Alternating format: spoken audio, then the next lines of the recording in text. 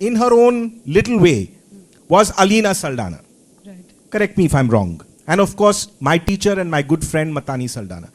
But Matani Saldana had to piggyback on something like the BJP to come to some semblance of power. My argument is very simple. If we, as concerned citizens who keep talking about the environment and good governance and all the rest of the crap, do not stand by people like Alina Saldana, come what may. I don't care which party she belongs to. That is not important. As long as she is loyal to this particular cause, if we don't have, I'm just giving Alina as an example, but there are many others down the line. If we don't care to stand by them and we keep questioning their credentials and we keep saying, oh, they're not doing it perfectly. Only, sometimes she compromises here. Oh, sometimes she goes with the cabinet. No, how on earth did she go with the RSS and the BJP?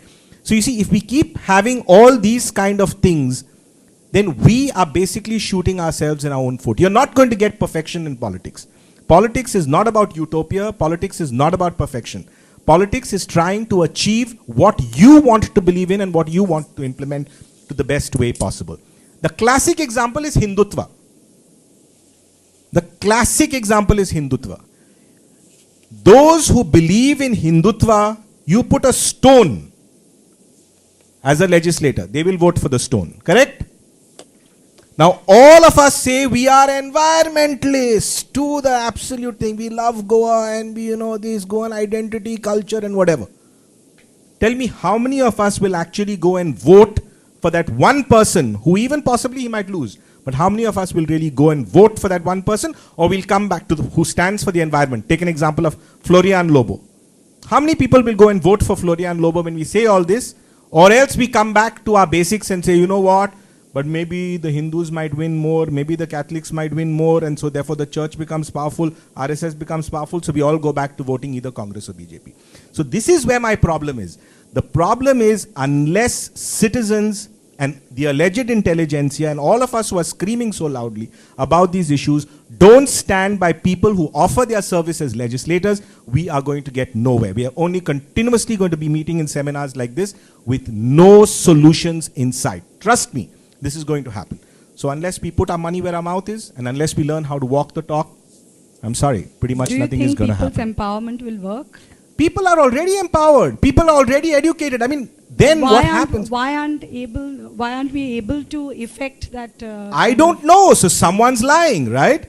So someone's lying. If you have 5,000 people getting up in a constituency and saying we need to protect our land, we need to protect our fields, and we need to protect our environment, and what about these bylaws and Goinkar Pond, and Babush Mosarat wins. Something is wrong there. Something is wrong. Someone is lying. You got to find out who's lying. Thank you, Doctor. Dr. Ramaya, you talked about, water pollution, right?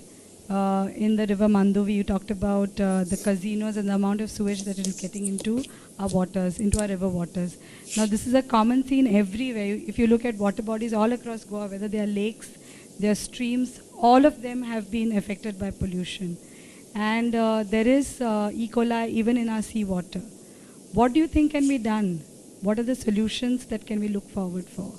Because I think the regulations are in place, they're not implemented, the offenders are there, nothing is being done. Yeah, I think that's a very common thing, and the solution emerges from home. Let me say this very clearly. I mean, I feel extremely overpowered by Dr. Rebello's extraordinary penchant speech. And that said, he is making a political statement. But the reality of life is the following. How much is the fact that we are putting all the learning that we have into practice on a day-to-day, morning to evening basis? Are we conscious enough to really feel that strongly? What is that one thing that we do to avoid Mother Earth, Goa, green Goa to the beautiful India? What are we doing to protect her from the onslaught? See, the creative toiletry, the kind of many advances have been made in terms of handling the sewage waste so very effectively. There are, in fact, I have downloaded a lot of data just because you asked that. Let me say, about Panjim itself. The sewage treatment plant in Panjim has a capacity about 12.5 million liters per day as the thing. But the output exceeds 15 million liters of sewage every day in the city. That's because we also have all the No, sewage let from me the complete. coastal belt. coming into Exactly. the- That is not treated. And that everything gets into the aquatic water finally.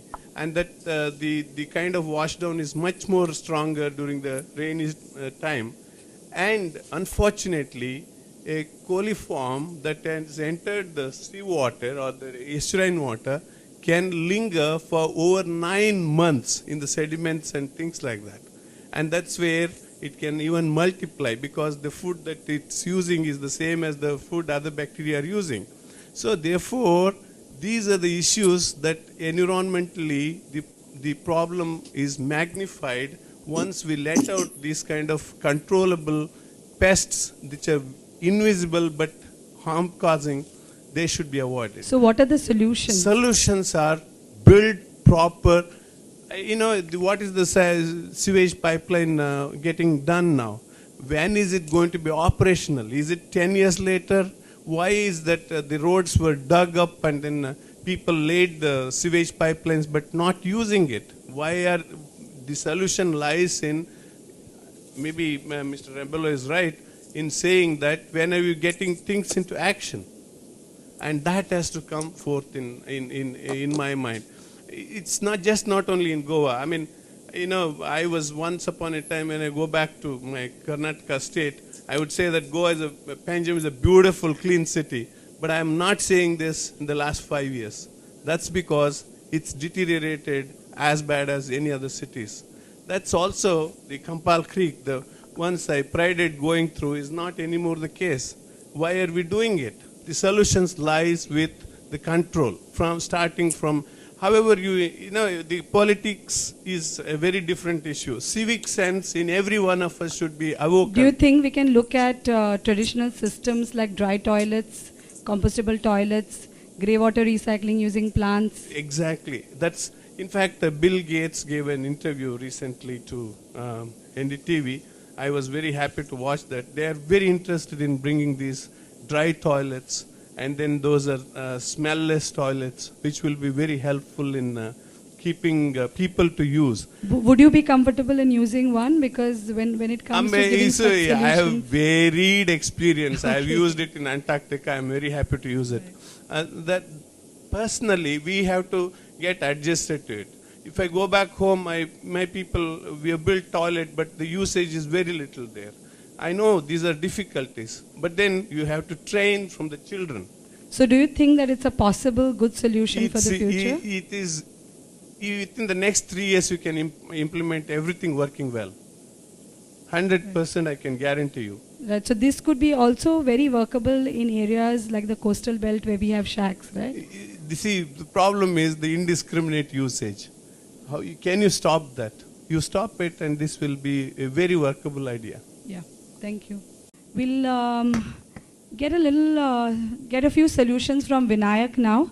Vinayak, you talked about these little, new areas around the city which can be designed or which can probably hold the extensions to a city which encourage inclusiveness. Can you elaborate on that, please? Okay, so a couple of thoughts. I just want to preface this by saying something a little bigger and a little bit theoretical, and then I'll get into very mundane solutions. Let's not call them solutions, Dalula, let's call them ideas. We can't be so sure about proposing solutions. Life is not so simple, even in Goa. So let's call them ideas, all right? I do a lot of work in Panama, in Latin America, which I think is a good example to bring in. So let's forget the United States and all that stuff. Let's talk about a place that is very comparable to Goa. Panama is about 4.5 million people. 3.5 million live in one city called Panama City. And it's a corrupt government. It's a legally murky system, which is very different from the U.S., because in the U.S. you can everything is transparent, public participation is a legally required process, you're legally accountable, law is reinforced, we all know this stuff. In Panama it isn't. So Panama is a mess, just like what you guys are alluding to. However, as we all know, Panama has a canal, a world-famous canal called the Panama Canal. And boats from all over the world have to cross from one part of the world to the other through Panama Canal. Now what they've done is, while the rest of the country and the rest of the city is completely in a socio-political mess, the zone of 1 mile or 2 miles around the Panama Canal is impeccably preserved. It's world famous. People from all over the world come there to study birds and wildlife and tropical ecology. Now that's a very interesting example to think about, and a very practical one. Now why the hell have they done this? If the rest of the country is completely messed up, they've done it because there's an incentive. There's a genuine incentive because there's money involved there. They know that they can sit and not do anything for the rest of their lives. They're going to make billions of dollars a year because of the Panama Canal. So my point is, every city, every country has a political vibe within which we have to work. There's no question about it. Cities in Europe and America are legally transparent, far more stringent. Not that there are things that don't happen there, but by and large it's a legally transparent system. That's not the case in India by a long shot, and I think we need to embrace that idea. In China, it's very different. In Saudi Arabia, it's extremely different. We probably wouldn't be able to have a panel discussion like this in Saudi Arabia because it's a monarchy. You open your mouth, you would be taken into a public square and be hated probably. So I just want to put that out there. So we fall somewhere in this interesting middle ground where we have a sort of dysfunctional political system, but it gives us the ability at least of deliberation. And I think that's a fascinating thing, particularly all the efforts that are going on. So now, with that said, let's talk about some ideas. So I wanted to bring the point of incentivized planning. That at the end of the day, whether it's a farmland or whether it's a creek in the middle of a city, I don't think theoretical solutions, master plans, are brilliant tactical ideas by anyone. I don't think they're going to work, in my opinion, in Goa. I'm skeptical about it. So the question is the number of thoughts that other places have implemented. For example, let's talk about agricultural lands, because that's a big one. So let's take it one by one. In places where you actually have a legal accountability. So say there's a jurisdiction, a panchayat or whatever, where there is either an activist or a figure who has a political clout that there is some accountability in a village. It is possible to preserve agricultural land through policy. For example, there are jurisdictions all over the world that have passed laws that say, if you want to develop your land and you own a piece of agricultural land, you want to convert it, you have to have the entire village vote for it. So you cannot just do it by getting an entitlement. The entire village has to agree that you have to vote for it. In other words, it's a huge disincentive to do it in the first place. Let's go back to Lisa.